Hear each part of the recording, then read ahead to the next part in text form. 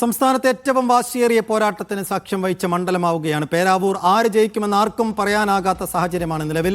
തദ്ദേശ തെരഞ്ഞെടുപ്പിലെ മുൻതൂക്കം അനുകൂലമാകുമെന്ന പ്രതീക്ഷയിലാണ് സണ്ണി ജോസഫും യു.ഡി.എഫും.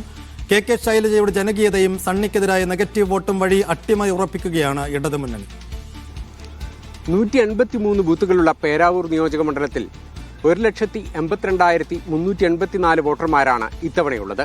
ഇതിൽ 1,44,271 പേർ വോട്ട് രേഖപ്പെടുത്തിയിട്ടുണ്ട്. അതായത് 80.8% പോളിംഗ്. കഴിഞ്ഞ തവണത്തേതിനേക്കാൾ നേരിയ കുറവ് ഇത്തവണ പോളിംഗിൽ ഉണ്ടായിട്ടുണ്ട്.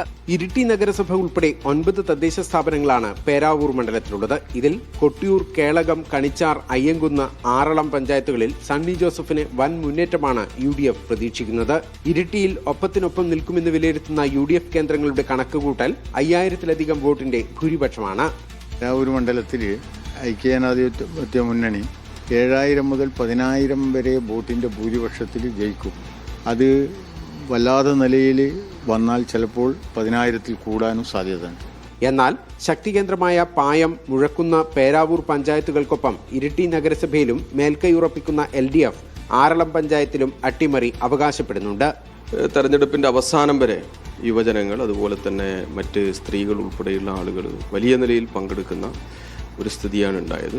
പൊതുവെ ടീച്ചർ ജയിച്ചു വരാൻ ആവശ്യമായ നിലയിലുള്ള പ്രവർത്തനങ്ങൾ ഈ പേരാവൂർ മണ്ഡലത്തിൽ നടന്നിട്ടുണ്ട്.